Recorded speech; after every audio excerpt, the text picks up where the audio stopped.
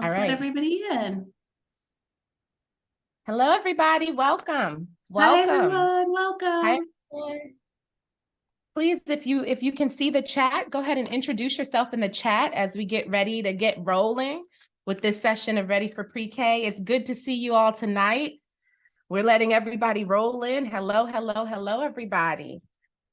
Hi.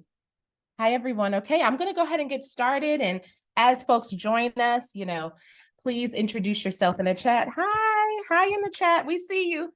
We're looking at you. Thank you all so much. Hi, everyone. Welcome to tonight's session of Ready for Pre-K. My name's Dana Kathy Glenn. I'm the Director of Strategy, Logistics, and Special Programs for the Early Childhood Education Division here at DCPS. We're so excited that you're taking the time out to join us for tonight's session, which is Identity Affirming Homes, Embedding Anti-Bias Practices in Our Parenting with Dr. Traci Baxley. All right. Welcome. Hello. I see people are warming up the chat. I know you all are going to warm up that chat for us. All right. Before we get started, we have a couple of housekeeping items that I want to go over. We are using Zoom tonight to host the session. And throughout the session, we're going to invite you to enter your questions and comments in the Q&A. And you're also welcome to unmute and engage and ask questions if you feel comfortable. And, we really, really want to hear your voices. So please feel free to add your comments, questions into the course of tonight's session.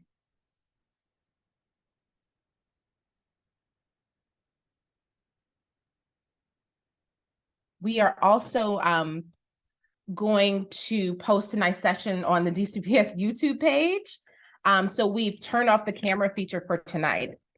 Also, we're offering simultaneous interpretation in Spanish tonight. So I'm going to pause for a moment where those who would like to utilize this function can do so right now.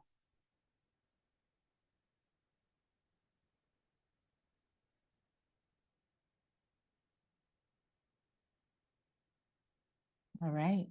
We're ready? Okay, great. Thanks, Drew.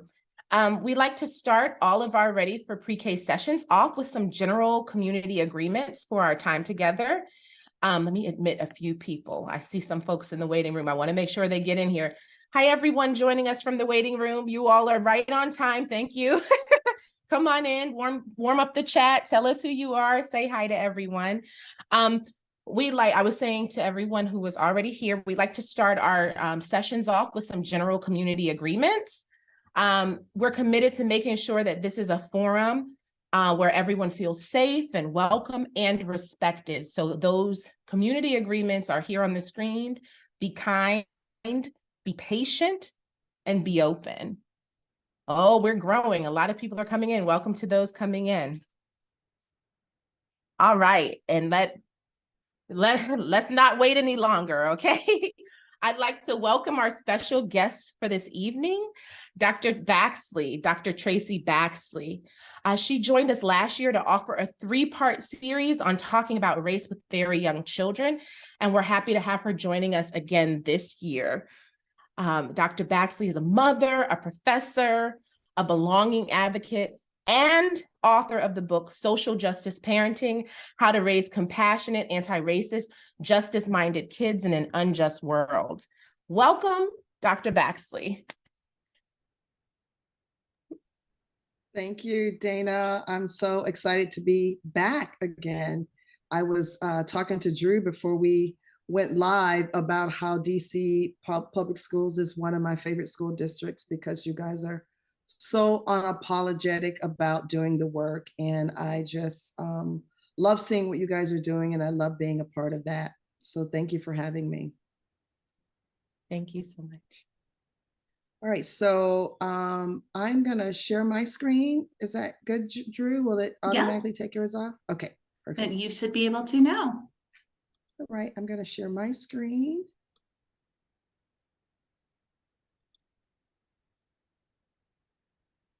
We can see it looking good. Okay.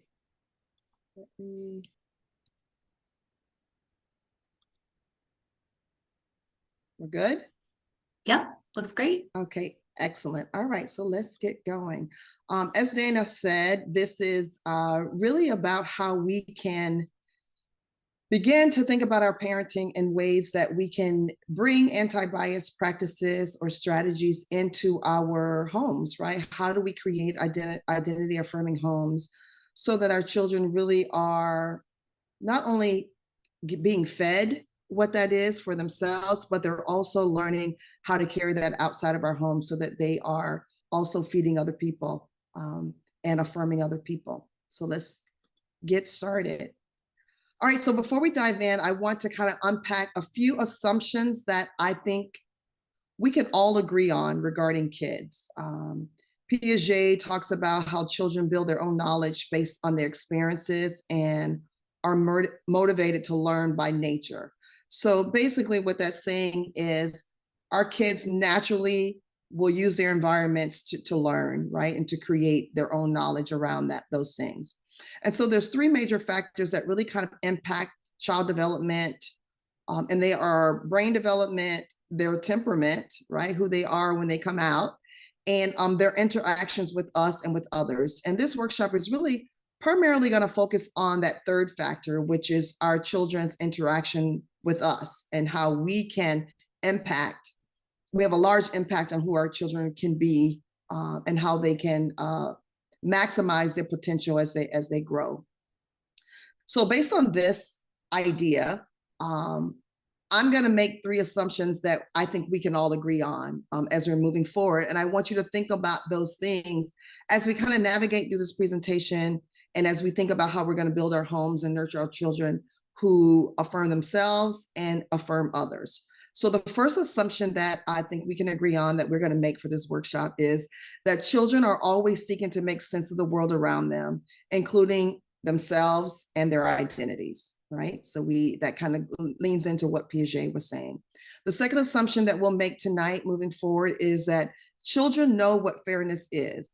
And they may not know what it's called. They may not know, the terminology, but they do know what it feels like. And they are often seeking that idea of fairness for themselves and for others. Again, I want you to keep these three assumptions in mind as we go through the evening, as we start to talk about what affirming homes look like and feel like.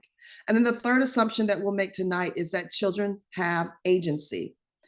They like to figure things out. They like to do things on their own. They know how to take action, which I think some of us as adults forget how to do. And they act in ways that their surroundings, they want to make their surroundings better for themselves and, better for other people too. So assumptions are they make sense of their worlds, they know what fairness is, and that they have agency. Now, to kind of set the mood for the workshop, I think it's important that we are kind of on the same page about a few basic definitions. So I just want to go over these different ideas of affirming or affirmation as we're moving through. We all are defining and looking at it in the same way. So the term affirm means to state something as true. Affirming others means to support someone by giving approval, recognition, or encouragement. Self-affirmation, the act of affirming one's own worthiness and value as an individual. And then the last one, affirming spaces, are safe spaces where people can find themselves represented and reflected, and where they understand that all people are treated with respect and dignity. So the environment of a safe, affirming space ensures that all identities based on race, ethnicity, age, gender, sexual orientation, disabilities, language, religion, socioeconomic background, all those things, that they are affirmed, that they are valued, and they're heard, right, in all of those identities, and that people can really show up as their authentic selves in these spaces. So how are these things happening in your home is what I want you to think about. How do you improve the way affirmation is embodied in your family practices and in your routines? That's where I really want you to think about by the end of this workshop. I always want to leave you with some kind of action item. And I'm hopeful that you will find one or two things that we talk about during this next hour that you can really begin to implement with your family right away around this idea of creating affirming spaces. And so as we think about affirming spaces for our children, it's important that we also recognize these three main domains in child development.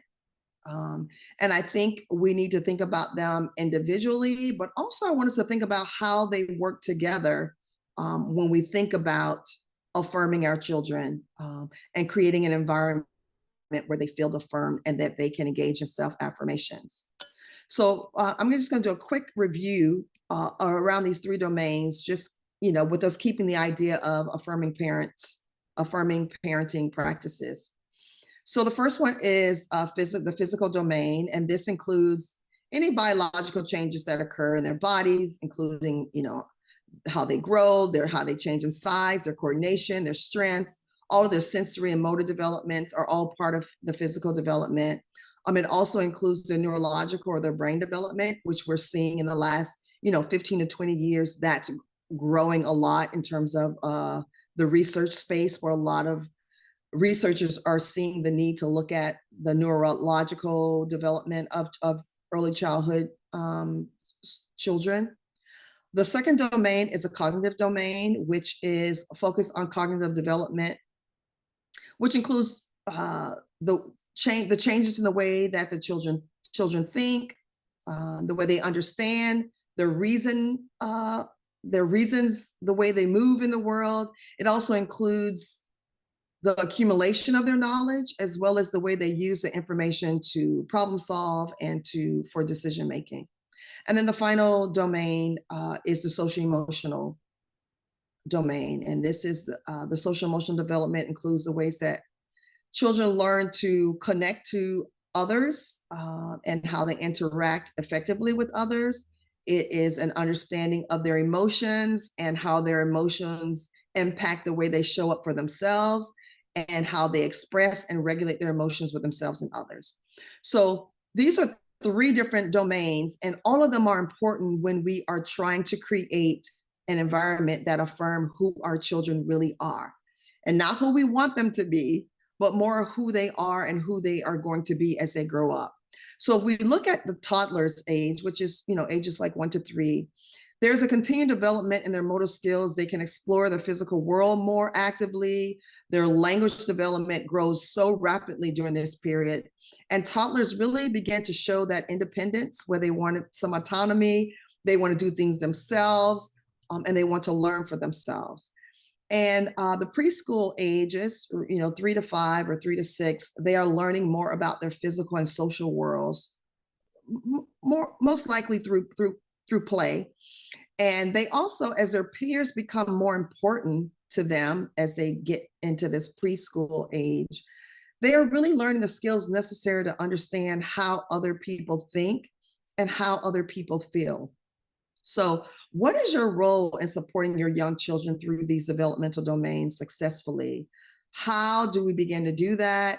And it's important for us to take the time to really think about these questions and really answer these questions so that we can really work to support our children's full potential and to really maximize their development in these domains in a positive way. And I'm saying positive because, as you're going to see now, unfortunately, we're seeing that more and more young children are encountering negative experiences around these domains, including traumas in their lives, and that it's disrupting this development. And they don't really represent the safe, affirming spaces that children need in their early lives. So families are really responsible for the socialization of their children. And it's our responsibility to instill the norms, values, and attitudes and the beliefs of our culture and of our family values so that our children can grow up to really be positive and contributing members of society. So when we aren't intentional about these installations, our children often are the ones that suffer. These sobering statistics are really difficult for us to see, But in order for us to really take action and kind of change the way that we're showing up for our children to make changes, we have to really confront these issues, as difficult as they may feel. So the mental behavior and developmental disorders really are starting to begin earlier and earlier in childhood, and are occurring more often.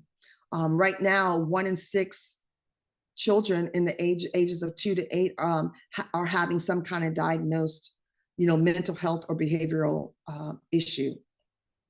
So if you look at some of these statistics, we see that in the US in 2016-17, children between the 2 and 8 made up 17% of the kids who during that age group that were diagnosed with mental behavior or developmental disorder. Between 2016 and 2020, the number of children ages 3 to 17, it's risen, right? The number of people who've been diagnosed with depression up by 27%. And from 28 to 2020, the rate of death and suicide among people aged 12 has increased over 16%. And this last statistics here on this page is the one that really kind of takes my breath away. These are like babies. In 2020, suicide was a second leading cause of death for children ages 10 to 14. Like, let that sink in. 10 to 14-year-olds, suicide was the leading cause of death for these children. What these statistics are saying to me is that we as the adults in these kids' lives are not doing enough. We're not connecting enough. We're not affirming enough. We're not reaching out enough. It's just really not enough. There was a CDC study that examined mental health symptoms in 4 different school districts during a 4-year period, 2014 to 2018. And they were in Colorado, Florida, Ohio, and South Carolina. And the school districts were very diverse. There was urban, suburban, rural areas. They varied in sizes. They varied in the socioeconomic and racial and ethnic background of students. And they did this study in 2 phases. The first stage was for teachers, and teachers screened students, and they reported what their findings were and how many students showed symptoms of mental health distress. And in stage 2, they gave the same type of screening survey to parents. And based on the teachers and the parents' report, about 1 in 6 had enough behavior or emotional symptoms or impairments to be diagnosed with a childhood mental disorder. 1 in 6. And the teachers identified a higher percentage of boys, not Hispanic Black boys, and students receiving free or reduced lunch at a higher rate than any of their peers. And so this really aligns with the national norms that we saw with the statistics on the other page. And I think it's really important that we really kind of identify the intersectionalities of our identities and how those identities are impacting our babies' mental health, and how it's impacting the way teachers and parents are looking at our children.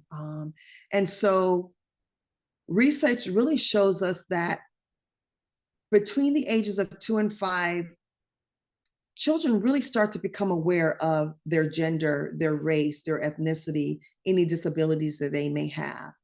And these statistics are really showing that certain identities create more stress, more anxiety, more depression, even in our young kids. We see that boys ages 2 to 8 have more mental distress than girls. We see that children who are living below the poverty line, there's an increase in their mental state. Children who are identified as LGBTQ have a higher suicide rate than any other group of children.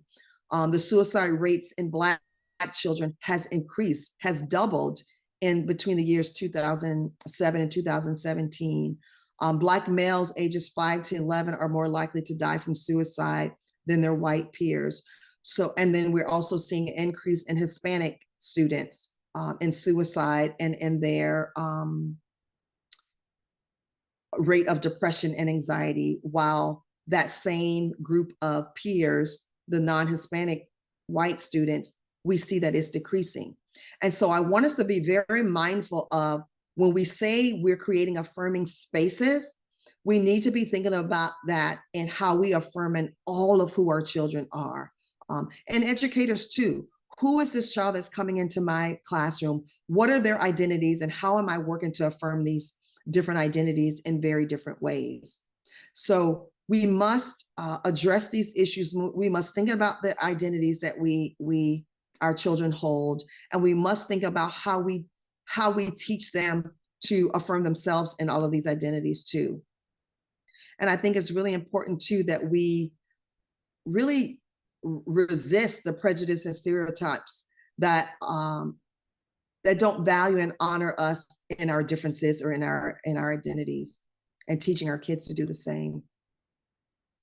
So how do we start to do that? Now, the first thing we need to do is really think about how we're reflecting on our own limited beliefs and biases, our own fears and traumas, and our own childhood experiences, right? So if we're to confront our own anxieties, if we're not confronting our own anxieties, we're allowing ourselves to parent from the space of fear. And until we start to unravel with and dig with and reflect on our own fears, our own anxieties, it's very difficult to teach our children not to do that. It's very difficult for our children to be able to live beyond our own fears and anxieties if we're not dealing with them ourselves. And so this is serving as a reminder that you have to get out of your own box. You need to push back against traditional roles, traditional ways of thinking. You need to think about parenting your children differently from the way that you were parented. You need to think about how children need to be affirmed today, which may be very different from what we were used to. But when you think and you say things that put people in boxes like boys don't do that, or I wouldn't let my child wear that, or this is only for a certain group of people, your limiting beliefs can actually counter the affirming spaces that you are saying you want to create for your children. So by engaging in this idea of self-reflection, promoting empathy and self-advocacy skills at home, we really start to break any negative cycles that we may own ourselves or that we see in the world around us. And we can begin to really armor our children using affirmation as that tool. So be intentional with your language. You know, what you tell yourself, what you speak out loud to your children is very weighted. And it can really serve as something that can support or it can damage our children's mental health and their development in those three domains that we talked about earlier. So if we're really interested in nurturing affirming homes, we really should think about it from these. I picked these 4 kind of anti-bias strategies that we can really use in our homes in a way that we create affirming homes. So the goal is really to help children to feel positive and proud of all their identities and to feel empowered to support other people in their identities. And so the more we nurture the idea of affirming homes with our families, the reality is that your children will affirm others when they get out into the world. So it really becomes who they are. It becomes second nature for them. And the more that we are creating affirming homes, the more our kids are creating affirming environments around them, the more that rippling effect will have in the world. And we want to create more of affirmation in the world, and we want to be a part of that rippling. And so we're going to take those 4 anti-bias strategies and really look at it from the terms of how do we create these affirming homes using those 4 ideas. So the first one is connection. So affirming homes begin with connection and trust. So if we're to create safe spaces of belonging for our children, it really starts with us providing an environment where our kids can explore safely, they feel accepted, they feel safe expressing who they are, their authentic selves to us.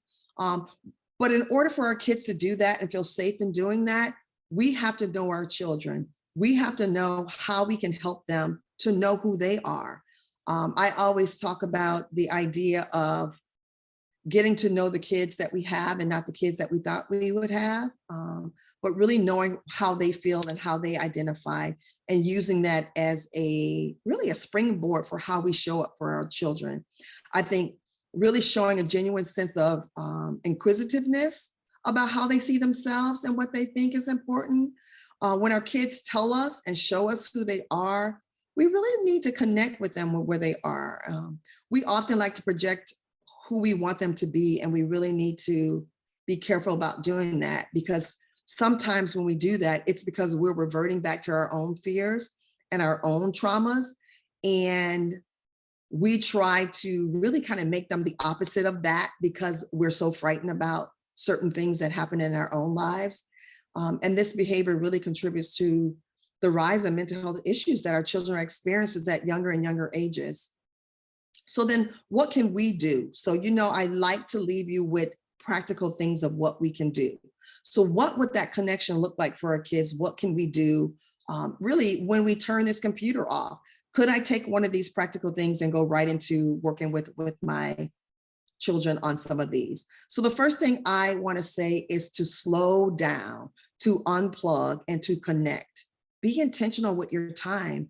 There's a lot of research that suggests that spending just 10 minutes a day with your child, like intentional time with your children, really has a huge impact on deepening connections. So when you're not fully present, they know it, right? They feel it. And it's our jobs to really create environments so that they really have a place to go to be heard and valued. And these 10 minutes with your kids could look like, you playing Legos, putting a puzzle together, board games, going out on a nature hunt, playing catch or kicking a ball, reading out loud, playing with Play-Doh, paint, cook, any of these things where you have turned your computers off and you are completely engaged with what's going on with you and your children at that time. And I know it sounds simple, but if we really think about how much we are connected to these devices, do we really get 10 minutes a day with our kids unplugged? If not, let's think about how we can start putting those things making those things a priority in our worlds. Also, it's important that we talk to our children about their identities, like how they see themselves. Be very open about that. Write those things down. Talk to them about why it's important that you have those conversations. Tell them about the identities that are important to you. Write it down on a sheet so they can see it, that they know about it, that they can identify it. I think it's important that you have this list present and visible for children to always know that these identities that they have, these things that are important to them, are also important to you. So let your children really hear you talking about them. Let them hear you. Let them hear you talking. Let them hear you talking about them to other people, right? This shows them that you are connected to them, that you've listened to who they are, that they know what's important to them, that you know what's important to them, and that you can be trusted with these things. So maybe you can talk to your partner or your parents about something beautiful or wonderful about your child and let them hear you doing that. I also encourage you to have this talk with your children's teacher. There's a really great article that's called An Indian Father's Plea, where there's a Native American father really talking to his child's white teacher about the beautiful things about their son that he or she may not have noticed because they're not part of the Native culture. I also wrote an article, it's really a chapter in a book, and it's called What Do You Know About My Black Son? A counter-narrative that challenges the deficit perspective. And it also is written in the form of a letter to my son's teacher, about what they should know about my child, or what they may see, but what that really means for me or him and his skin or in the Black culture. So these resources may inspire you to write a letter of your own about your child. Like maybe you don't actually give it to your teacher, but it could be used just as an exercise for yourself to see if you really know your child the way that you think you know them. The second part of it is this idea of raising confident kids. So confident children are better equipped to deal with peer pressure. They are better with responsibilities. They get less frustrated and they take on challenges and their emotions in a different way. So really, you are the most important part in building children's confidence. And how you do that is you model confidence yourself. So even if you're not quite feeling it, right? Even if you're lacking some confidence, if you are showing your children how to navigate that, if they see you planning and tackling new tasks, it really sets a great example for your kids of how to do that, how to move forward and doing that for themselves. And it doesn't mean that you have to pretend to be perfect, because in actuality, when you talk about that you have some anxieties around that, or that there's some fear in that, right? You don't want to focus on it, but you want to allow them to know that when they're having those feelings, that they're normal. So don't focus on it, but you do want to mention it. But you want to focus more on the positive things that you're doing to get ready to get over those fears and anxieties, or to tackle that new task. Another source of building confidence in our children really come from media, right? Our children are consumed with social media. And sometimes these messages that they're receiving are not positive messages. And I encourage you, or I even challenge you, to watch some of the most popular children's movies with your children, and see what you find. Do the children characters have to be rescued? The girl characters have to be rescued? Even when you're dealing with like animals or inanimate objects that take on like the girl persona, I often see like girls' dogs batting their eyes to get the attention of the male dogs. Or if you listen to the characters' voices, do the villains have voices with accents? Do you hear that the voices of Black or Latinx people played the parts of monkeys or crows, or Asian voices using accents, for Siamese cats, right? What they do is reinforce stereotypes. And sometimes subtle and sometimes not so subtle ways. So you really want to be mindful of the things that your children are consuming, so that you can counter some of these negative thoughts and stereotypes in the conversations that you have with your children, especially if they have identities that align with some of these things that seem negative in these children's movies.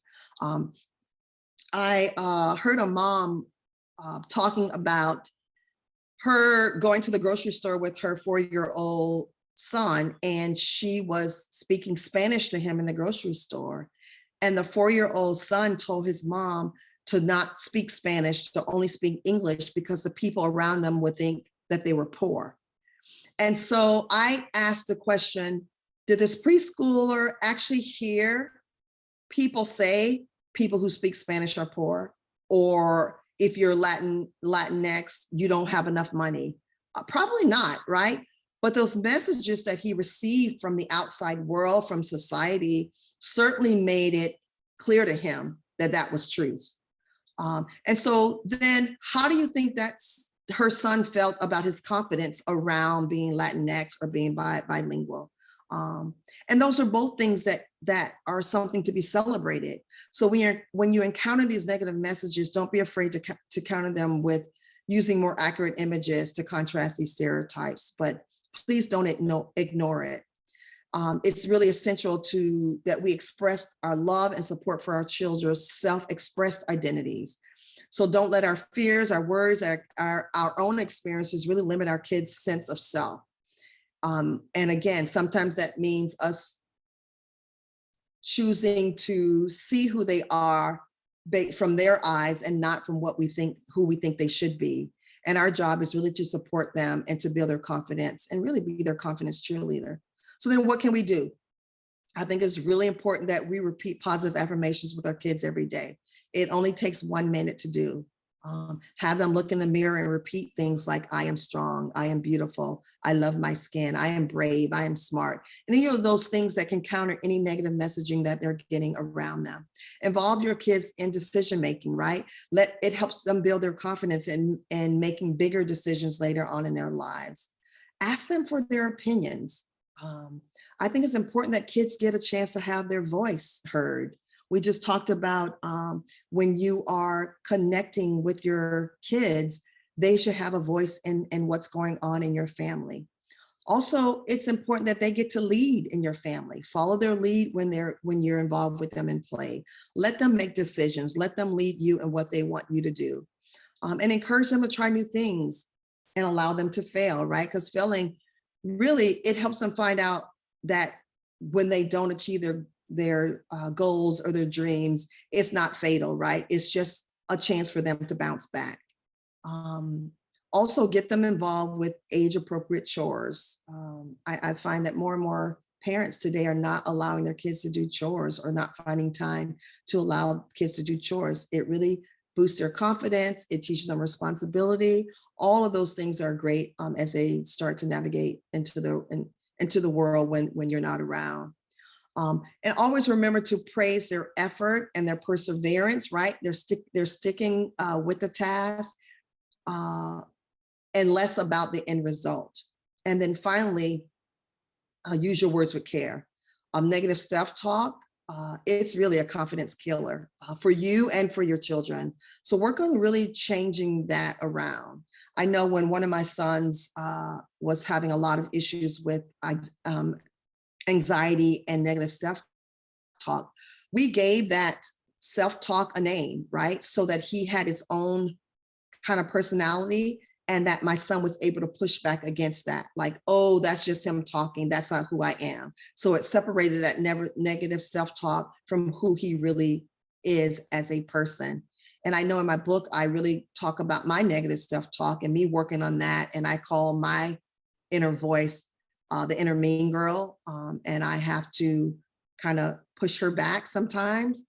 And so letting kids know that negative self-talk is not who they are, and it helps them distinguish between who they really are and what those things inside their head are saying. And make sure your kids really, well, when they do something that doesn't align with your core values, right? There's something that made you angry, or they did something that was against the way that you're raising them, make sure that you express to them that you are upset with their actions and not with who they are as human beings is really important, especially when they're young, to make that distinction for them. And then the third C is leaning into your children's curiosity. Their curiosity will really lead them to asking a lot of questions about their world. Sometimes they're hard questions. Sometimes they come at a time where we think it's not appropriate, like in the grocery store line or when we are at the holiday gatherings. But be respectful when you're listening and responding to your children's questions about themselves and about what's going on in the world. I say answer it in ways that are age appropriate, that you're sensitive to who they are, that is contextualized, meaning you try to find examples in their own lives that they can connect it with, and always be honest. They feel it when we're not honest. They feel the difference between us being disingenuous and honest about things that are hard for us, because in your answers, you are really building an affirming safe container for trust and connection. And that's what you want to build with them. Are you teaching them to hold space for others with their curious questions and inquiries? And that's what you do when you're able to hold space for them. Don't ignore their curious questions. Don't change the subject, and really, don't make them feel badly about asking questions. Like, don't shush them. Don't say that that's a rude question or is disrespectful. They don't know that, right? Remember, going back to those assumptions that we made in the beginning, they are trying to figure out how to make these connections in their world. And be conscious in building their capacity for engaging in these curious, courageous conversations. Ask them open-ended questions. Listen to their answers attentively. And encourage them to really express their feelings, because that really not only gets them to talk about their feelings, but it also expands their vocabulary around their emotions. So what can we do at home to foster this? I love the idea of making a cabinet or smaller containers of curiosity. So for example, if I want diversity to be something that's important to me and my kids, I'm going to make a container for diversity. So I'm going to have books in there that talk about diversity. I may have different colored dolls in there. I may have scrap material, like maybe a piece of pink or a piece of blue scraps of material, and ask questions like, curious questions like, what color dress do you think mommy would wear? What color would you choose for your shirt or your jeans or whatever, so that you can start to see whether they are going toward pink being for girls or blue being for boys, so that you can kind of unpack some of the gender ideas that they are developing. The other thing that I love putting in diversity curious containers is a bottle of sunscreen. So why would we use a bottle of sunscreen? It is a really great way to start talking about skin color, because you get to introduce the idea of melanin and why sunscreen is needed for skin, and who may need sunscreen applied more than others. You can use that and demonstrate that with the different colored dolls that you have. So it really kind of takes away the power structure around skin color, but it gives it more of a scientific lens, that is the melanin in our skin. Some have more, some have less, of why our skin color is different. You can even make smaller containers of curiosity around different topics that your kids are curious about. Maybe your child collects, I don't know, sticks or rocks or seashells. Why not create a curious container around that? Maybe your 10 minutes of intentional time that we talked about earlier is about researching, doing comparison around those rocks. What kind of rock is this? How is this rock formed? So you can create research and more curious questions around the things that are important to them inside that container. The other thing that I love doing is community scavenger hunts. So find events and locations in your community that are different from your background, different from your identities, different from anything that you would normally do with your family, and make it a game. Have your children involved in finding items from these different locations. It can help really expand their knowledge of others and what's going on in their communities. Now, this will take, obviously, some advanced planning on your part, but I think the impact that it has on your children's learning and experiences would really be well worth it. And then the last thing I have here is this idea of wonder out loud. Wonder, like, I wonder what happens if, I wonder why they are marching. I wonder why they look sad. These questions really teach our kids to think about things outside of themselves, and to seek answers. When adults share things that they wonder about, it really encourages kids to be more curious, and their behaviors and and that's what we kind of want our kids to really engage with, to really lean into those curious thoughts. And then the final C is compassion. This really is when you have compassionate, affirming homes, they're really places, again, where kids' voices and feelings are prioritized. And it's not something that we can just tell our kids about. It really is something that we have to show up in our everyday actions. They learn to lean into their shared humanities. The more they know about themselves, the more they can understand other people's feelings and perspectives. And I love that Louise Thurman Sparks' idea of compassion being the beginning skill for interrupting biased behaviors. And I think if we talk about compassion in community, it really means that we get to come together around these common ideas of really seeing each other and trying to understand other people's lived experience in ways that opens our hearts and acknowledges this shared humanity. And I think compassion is really, it's the root of social justice work. The more seeds of compassion we sow, the more our children will harvest a life of service for others. So what can we do? What does that look like? I think there's a great book by Patricia McKissick that's called What is Given from the Heart. And it's a story about a family that really loses everything after the father dies, but they find a way to help another family who loses things in a fire. And they do this through a collection in a love box at their church. And I think doing a love box in your own community, whether it's a shelter or the Humane Society, what's going on in Ukraine, great place to send a love box, what's happening in Turkey with the earthquake. All of these things are experiences that our children can have and opportunities where they can lean into their compassion and kindness. And then I think, this this kind of comes in waves, like in phases, this idea of the compassion, kindness rocks, where children can gather rocks and they paint them. And while they're drying, you have these conversations about what would be great affirming words. How would the words on the rocks really help affirm people who find them? Have those conversations with your kids. What are good words to put on there? And then when the kids choose the words, you write it out with a Sharpie. And then you take a field trip around your community and you place those rocks around. And I think it's a great way of giving back and showing your children that words can have power in a positive way. And then the final thing that we can do is really kind of lean into the practice of mindfulness. It looks different, but it also helps children with self-compassion when they feel overwhelmed or they need to really kind of refocus on the things that matter. Mindfulness practices can really help them that.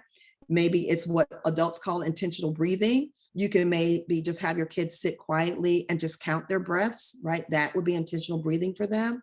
Maybe we can play like the census game where you can say, sit quietly and tell me 3 things that you hear or 3 things that you see. Yoga poses for kids, apps on phones, all of these are great ways that we can start to get our kids to have self-compassion. And when they develop this idea of self-compassion, it really can radiate and ripple out into the world. So now just a quick recap of how we can start nurturing affirming homes and beginning with these anti-bias strategies. Connection making, belonging, trust, and safe spaces support children's sense of self, authenticity, and connection with others. Confidence building. Confident children are better equipped to deal with peer pressure and all the other things and emotions that come along with that. Curiosity chasing. Children's curiosity will lead them to ask questions about the world.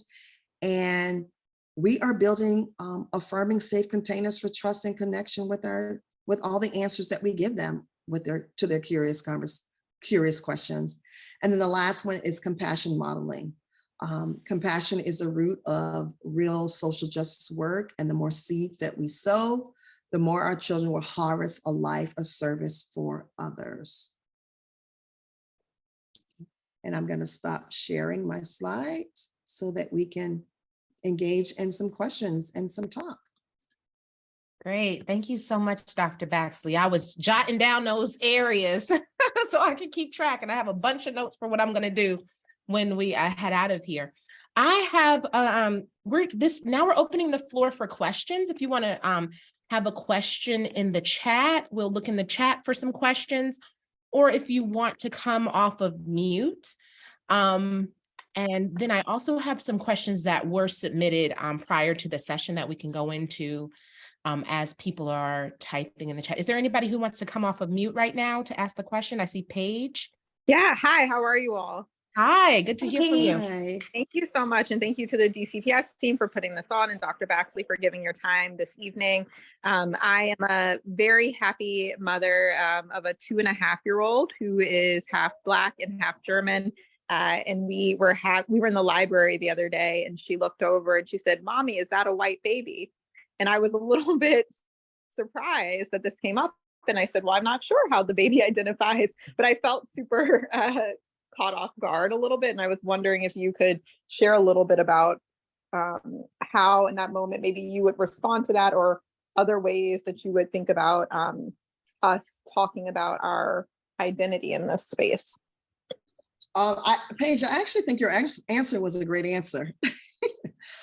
Because, this idea of us not identifying people, but people get to identify themselves.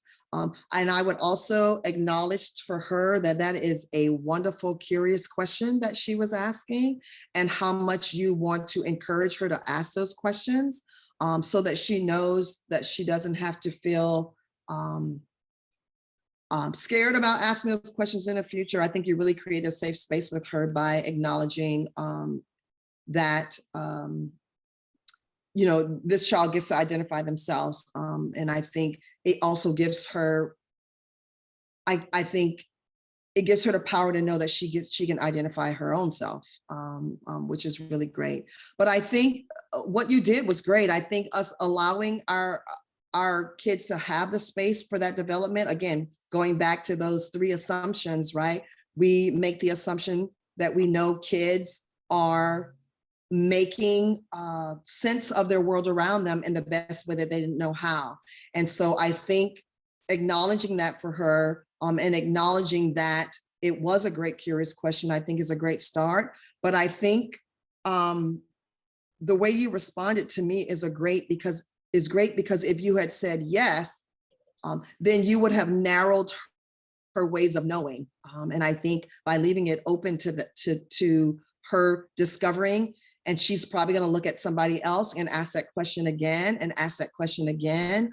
I think you did a really great job in answering that.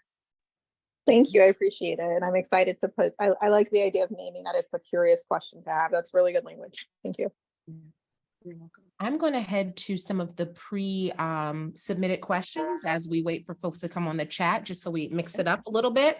And this question is in the area of sort of protective strategies. What are phrases you can teach children of color to advocate for themselves? For example, of situations like if there's microaggressions, a series of questions that go like, where are you from? No, where are you really from? Where are your parents from? Where are your grandparents from? You know, those type of questions. How do we, teach our children to advocate for themselves in those types of situations? Yeah. Two things come to mind right away. The first thing is those are perfect moments for what I call back pocket talk, right? So those are things that you have armored your child with, that you role played at home, you talked about them, you set up those scenarios at home. So your children in that moment do not have to think, right? They have these ideas, these phrases, these comebacks already in their pocket, ready for situations like that.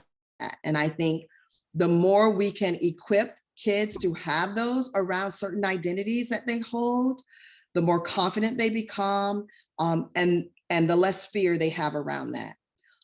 Now, in that particular situation, what I would do is I would tell my kid to ask them that question right back. So if you're asking me, where are you from? I would say, where are you from? And they said, where are you really from? I would say, where are you really from? Because what that does is can do one of two things. It either allows that other child to feel a moment of uncomfortability like your child just felt, or it allows that child a moment of empathy to say, oh man, I didn't like the way that felt when he or she asked me that. So now I know what they felt like when I asked that. And so I think putting that back on the child who's doing the asking is giving them an opportunity to either feel what you felt in a positive way, or maybe in a way that makes them feel a little bit uncomfortable. So one, they would think about asking that again, or two, maybe they'll think about the way that they asked it so that they're not creating more microaggressions in the future. Mm-hmm. Wonderful. Anybody else have a question off the mic? I see Amal is unmuted.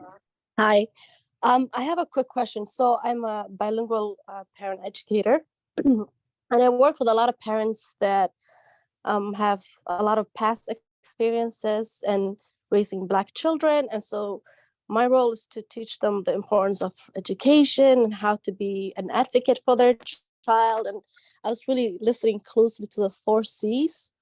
And so my question is regarding when parents themselves have no connections to who they are, maybe, or they are disconnected within themselves, how do they then give that confidence or connection to their child?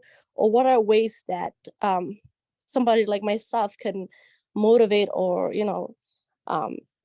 give them that back? Because I feel like we can never get to curiosity and compassion if the parent is not confident or nor connected to their child. Mm-hmm. And so my question is just, how do you empower those parents to really look within themselves and see the strengths that they come and arrive with?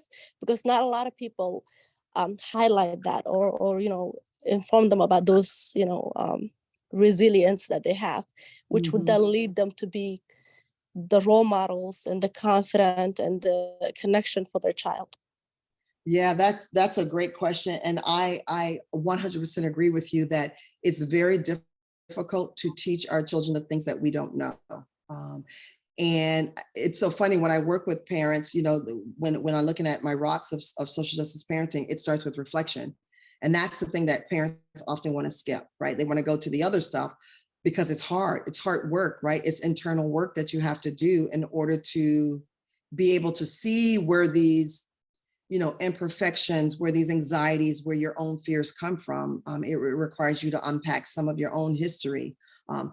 I think really before you can start helping the parents work with their children, there may be a couple exercises or activities that you can do to work with the parents first. Like maybe there's a list that you write as a woman, as a man, as a person, as an adult person. Write down all the things about yourself that are positive that you can list, right? Having parents do that themselves, because maybe parents need to see, right? There's something in seeing something on paper that makes it live a little bit longer in your spirit. So have them do some of the work on themselves, you know, have them come up with some affirmations that they can use on themselves while they are using those same affirmations on their with their children.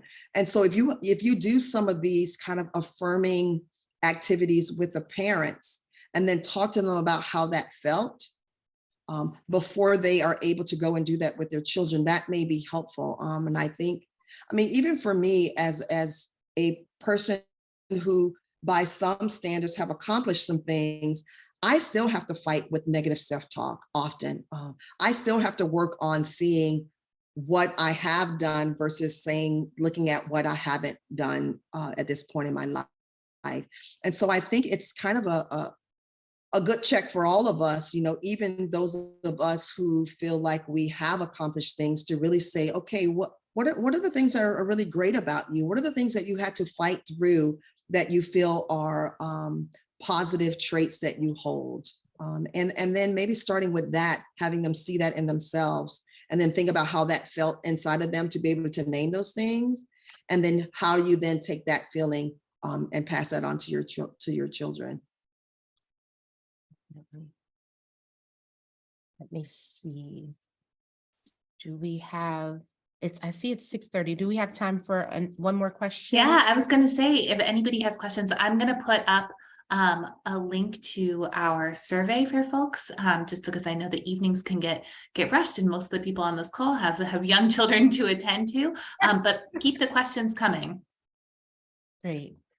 Any other questions in the room? I will head to another question that came ahead of time. And we have these questions. We'll ask Dr. Baxley these questions either way. And at the close of this, not directly, but after this session, you'll receive an email and we'll have the answers for you there too. So you're not going to go back without your responses. But anyway, question that we have around belonging strategies. What's the best way for white families to introduce the idea of racial bias to young white children? Yeah, I think, and I'm going to say this again, and I'm going to sound like a broken record, but you got to look internally, right? Like, how are you showing up? Like, how are you modeling things for your children? If you want your kids to practice anti-racism or anti-bias, you have to think about the way that you're showing up in the world. So for example, what does diversity look like in your life, in your community, in your home? What are you doing around racism or anti-racism in your community? What conversations are you having with your children? And I think our kids, as we know, they learn by example. And so I think the more that we can show our kids what that looks like, I think the more that they will internalize it. And listen, there is, I think her name is Dr. Karen Purvis. She and her colleagues did research with young preschool teachers, preschool students about like how long it takes for kids to get something. And what they discovered, that it takes about 400 repetitions to create a new synapse in the brain. The only exception with that was unless it was done through play. in which case that 400 was then shrunk to 30 repetitions. So if you want to teach your kids the language to use, how to show up, what they need to do through these preschool years, a lot of it should be done through play, because the synapses in the brain will fire more quickly. They'll be able to own that knowledge in order to be able to build new knowledge around that. And so I would say, think about the way that you're showing up in your own home, what you're saying, what you're doing, how you're talking, the books you're reading, the conversations you're having, and how does that trickle down to who your children are and what they believe to be true about how you feel about diversity based on your actions.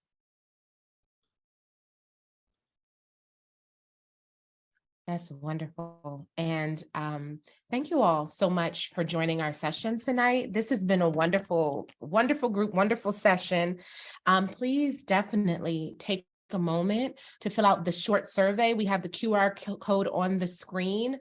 Your feedback is very important to us, and it's already on the screen, but I'm going to say it out loud because it's exciting. You'll be entered to win an autographed copy of Dr. Baxley's book. And we'll be giving away 5 books to folks who fill out the survey tonight. So please be sure to do that. Thank you all for joining. Thank you, Dr. Baxley, for a wonderful session. And good night. We will see you all next month, hopefully. Thank you. Bye. Thank you all. Have a great night. Thanks, Dr. Baxley.